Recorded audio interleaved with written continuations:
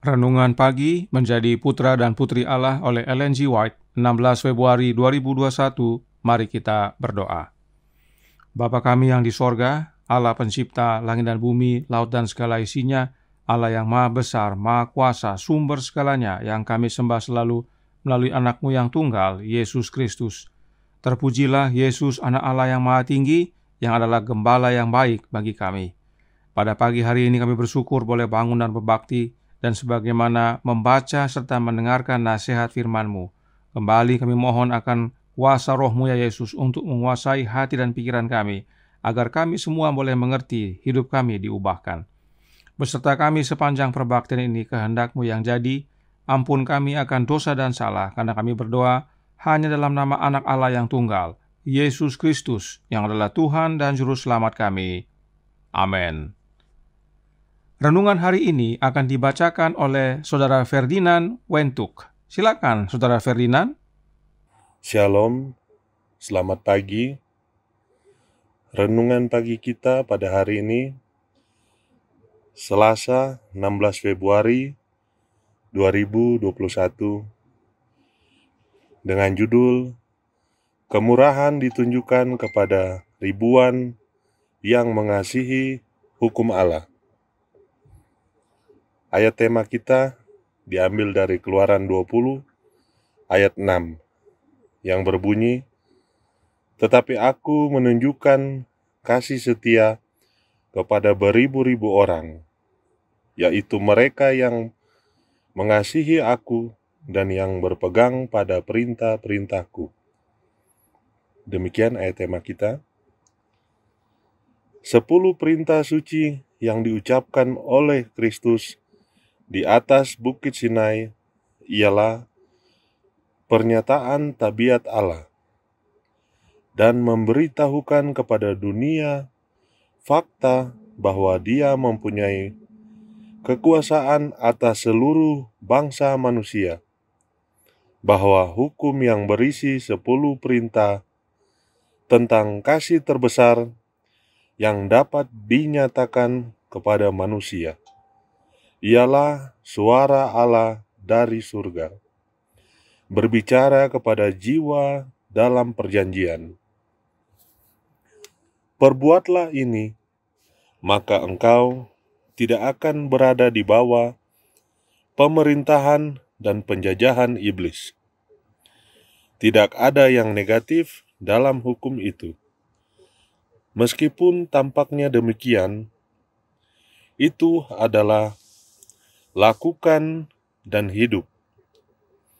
Tuhan telah memberikan perintahnya yang suci untuk menjadi suatu tembok perlindungan sekeliling makhluk-makhluk ciptaannya.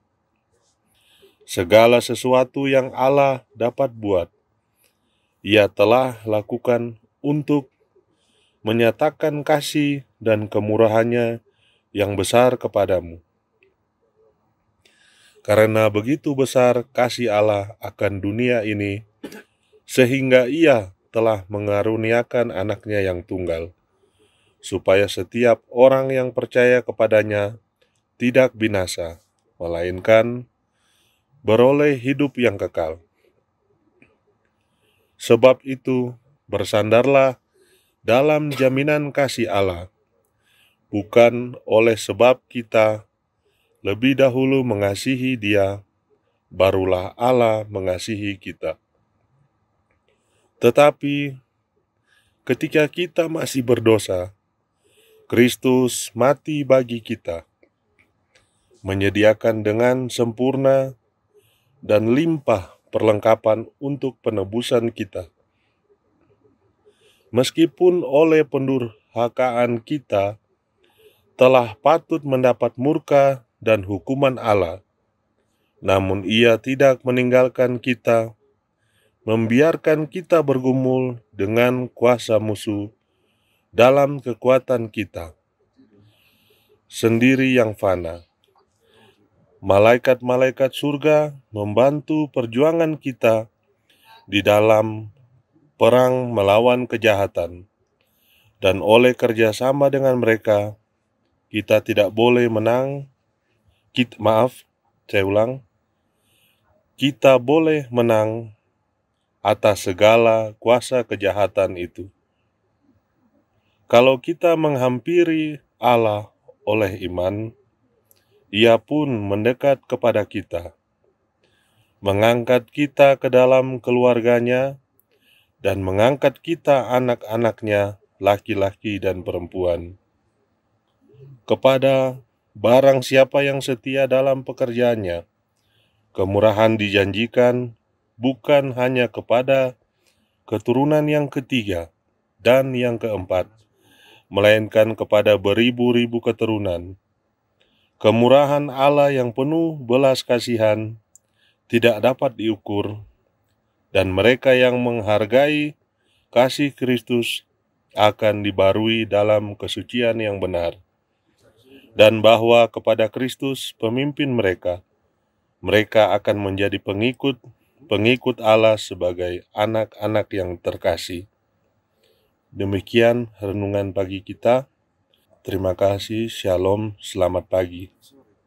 Terima kasih atas penata layanan Saudara Ferdinand. Tuhan Yesus memberkati. Selamat pagi saudaraku dalam Tuhan. Ayat tema renungan hari ini berkata, "Tetapi aku menunjukkan kasih setia kepada beribu-ribu orang." Dan jika kita baca versi King James dikatakan, "showing mercy unto thousands." Itu sebabnya renungan hari ini dalam bahasa Inggris berjudul Mercy Shown to Thousands Who Love God's Law. Jika mengikuti ayat tema hari ini, maka judulnya menjadi kasih setia kepada beribu-ribu orang yang mengasihi hukum Allah. Mercy juga berarti belas kasih, rahmat, dan kemurahan hati. Namun untuk menyamakan dengan ayat tema, kita menggunakan kata kasih setia.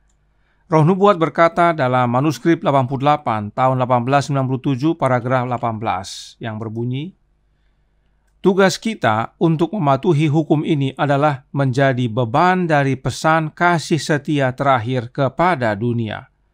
Hukum Allah bukanlah hal baru, bukan kekudusan yang diciptakan, tetapi kekudusan yang diberitahukan. Ini adalah kode prinsip yang mengungkapkan kasih setia, kebaikan, dan cinta. Itu menyajikan kepada manusia yang jatuh karakter Allah dan menyatakan dengan jelas seluruh tugas manusia. Jadi, dalam menuruti hukum Allah adalah bagian dari pekabaran terakhir kasih setia atau mercy kepada dunia. Sebab hukum Allah itu sendiri menyatakan kasih setia. Karenanya, kasih setia Allah ditunjukkan kepada yang mengasihi hukum Allah, sebab kasih setia itu adalah pernyataan dari hukum itu yang merupakan karakter Allah. Itu sebabnya dikatakan adalah seluruh tugas kita untuk menuruti hukum. Dan dalam paragraf yang sama, Nyonya White menyatakan apa itu seluruh tugas kita, dan dia mengutip ayat berikut ini. Markus 12 ayat 30 dan 31. Berbunyi, "Kasihilah Tuhan Allahmu dengan segenap hatimu dan dengan segenap jiwamu, dan dengan segenap akal budimu, dan dengan segenap kekuatanmu. Dan hukum yang kedua ialah, kasihilah sesamamu manusia seperti dirimu sendiri. Tidak ada hukum lain yang lebih utama daripada kedua hukum ini." Inilah seluruh tugas kita manusia, dan bila kita hidupkan tugas ini, hal ini sama dengan menuruti hukum Allah yang adalah wujud kasih setianya kepada kita. Ayat ini sudah kita bahas dalam pelajaran sebelumnya bahwa untuk dapat mengasihi sesama kita manusia seperti diri kita sendiri, kita harus terlebih dahulu mengasihi Allah Bapa, dan mengasihi Allah Bapa hanya dapat kita hidupkan melalui dan di dalam Anaknya yang tunggal, Yesus Kristus. Maka dengan sendirinya, bila mana kita menerima Kristus, kita menerima kasih setia Allah. Inilah yang renungan hari ini nyatakan dalam Menjadi Putra dan Putri Allah, halaman 56 paragraf 2, yang berkata, "Segala sesuatu yang Allah dapat buat, Ia telah lakukan untuk menyatakan kasih dan kemurahannya yang besar kepadamu. Karena begitu besar kasih Allah akan dunia ini, sehingga Ia telah mengaruniakan Anaknya yang tunggal, supaya setiap orang yang percaya kepadanya tidak binasa, melainkan beroleh hidup yang kekal." Apa yang Allah telah perbuat untuk kita itu adalah wujud dari kasih dan kemurahan atau mercy atau kasih setianya kepada kita. Apa wujudnya? Yohanes 3 ayat 16. Yesuslah wujud kasih dan kasih setia atau kemurahan atau belas kasih atau mercy Allah Bapa bagi kita. Mereka yang mengasihi hukum Allah akan menerima kasih setia atau mercy ini. Kenapa? Sebab hukum Allah itu diwujudkan dengan sempurna dalam hidup anaknya. Dengan sendirinya, jika kita mengasihi hukum Allah itu, maka itu sama dengan mengasihi anaknya yang adalah wujud dari kasih dan kasih setia atau mercy Allah Bapa. Nah, ayat tema hari ini dikutip dari hukum kedua dari 10 hukum. Mari kita baca selengkapnya. Keluaran 20 ayat 4 sampai 6. Jangan membuat bagimu patung yang menyerupai apapun yang ada di langit, di atas, atau yang ada di bumi, di bawah, atau yang ada dalam air di bawah bumi. Jangan sujud menyembah kepadanya atau beribadah kepadanya. Sebab aku, Tuhan Allahmu, adalah Allah yang cemburu, yang membalaskan kesalahan bapa kepada anak-anaknya, kepada keturunan yang ketiga dan keempat dari orang-orang yang membenci aku. Tetapi aku menunjukkan kasih setia kepada beribu-ribu orang, yaitu mereka yang mengasihi aku dan berpegang pada perintah-perintahku. Mereka yang menyembah berhala akan menerima pembalasan Tuhan, yaitu Allah Bapa, dan mereka yang mengasihi Allah Bapa dan menuruti firman-Nya akan menerima kasih setia Allah Bapa. Lalu bagaimana hubungannya dengan renungan hari ini? Roh Nubuat menyatakan dalam The Youth Instructor Desember 31 tahun 1896 paragraf 3 yang menjelaskan, hukum Allah meminta kita untuk mengasihi Dia sepenuhnya dan terutama, tidak ada yang lain, tidak menduakan.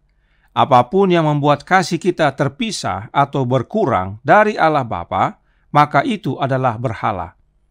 Di manakah biasanya berhala ini hadir? Masih dalam artikel yang sama, Ellen White melanjutkan, The Youth Instructor Desember 31 tahun 1896 paragraf 5 berkata, Allah tidak akan berbagi hati yang terbagi. Allah tidak akan tinggal di dalam hati yang mendua. Ellen White jelaskan bahwa jika dunia menarik perhatian kita, Allah tidak bisa berkuasa. Dan jika perhatian kepada dunia ini mengurangi pengabdian kita kepada Allah, itu adalah penyembahan berhala di matanya. Tuhan tidak akan memaafkan si pelanggar dalam hal ini. Dia adalah Allah yang cemburu yang membalaskan kesalahan bapa kepada anak-anaknya, kepada keturunan yang ketiga dan keempat dari orang-orang yang membenci Dia. Tetapi, jika kita mengasihi Allah Bapa, maka Dia akan menunjukkan kepada beribu-ribu orang, yaitu mereka yang mengasihinya dan yang berpegang pada perintah-perintahnya. Renungan hari ini sungguh amat penting, saudaraku dalam Tuhan. Hukum kedua dari 10 hukum bukan berbicara hanya soal patung secara fisik, tetapi banyak patung-patung lainnya dalam hati kita yang bisa menjadi berhala dan memisahkan kasih kita dari Allah kepada yang lain. Dan itu namanya penyembahan berhala dan akibatnya menerima pembalasan Tuhan Allah, artinya binasa. Karenanya, mari kita tilik hati kita masing-masing. Apa dan siapa yang berkuasa dalam hati kita? Adakah kasih akan Allah Bapa atau kasih akan ilah lain? Ingat pelajaran-pelajaran sebelumnya bahwa hukum itu adalah milik Allah Bapa. Itu sebabnya Dia berkata, jangan ada ilah lain di hadapan hadiratku. Dan satu-satunya cara mengasihi Allah Bapa adalah dengan mengasihi anaknya. Dan inilah keselamatan. Roh Nubuat menutup dalam The Youth Instructor Januari 6 tahun 1898 paragraf 4 berkata, kebenaran sebagaimana adanya di dalam Yesus, jalan menuju surga melalui iman dalam Kristus dan ketaatan pada perintahnya tidak berubah. Yesus memberikan contoh sempurna kepada manusia tentang apa yang mereka harus lakukan dan menjadi.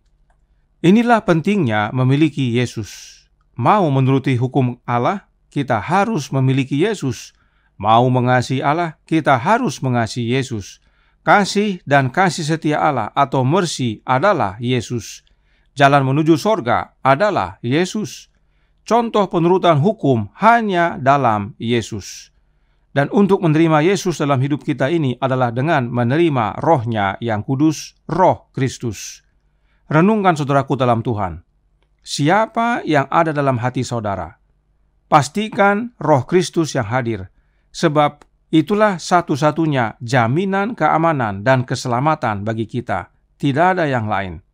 Karenanya, biarlah kita setiap hari meminta dan berdoa kepada Allah Bapa agar mencurahkan Roh Anak-Nya dalam hati kita. Tuhan memberkati, saya bawa dalam nama Yesus. Amin. Mari kita berdoa. Bapa kami yang di sorga, Allah pencipta langit dan bumi, laut dan segala isinya, Allah yang maha besar, maha kuasa, sumber segalanya, yang kami sembah selalu melalui Anak-Mu yang tunggal, Yesus Kristus. Terima kasih atas nasihat yang baik dan penting sekali bagi kami. Karena sering dalam hati kami ini banyak berhala-berhala yang kami sembah, yang memisahkan kasih kami dari Allah Bapa dan dapat menuntun kami kepada kebinasaan. Karenanya biarlah masing-masing kami membuka hati kami dan mengizinkan Kristus masuk dan berkuasa, serta membersihkan hati kami, agar kasih kami akan Allah Bapa menjadi seutuhnya dan sempurna, dan hanya di dalam Anak-Nya. Itulah yang membawa kepada kami kasih setia, kemurahan Allah, mercy, yang mana mendatangkan kehidupan kekal. Tolong kami ya Bapa, curahkan Roh Anak-Mu dalam hati ini, kehendak-Mu yang jadi. Ampun kami akan dosa dan salah, karena kami berdoa hanya dalam nama Anak Allah yang tunggal, Yesus Kristus, yang adalah Tuhan dan Juru Selamat kami. Amin.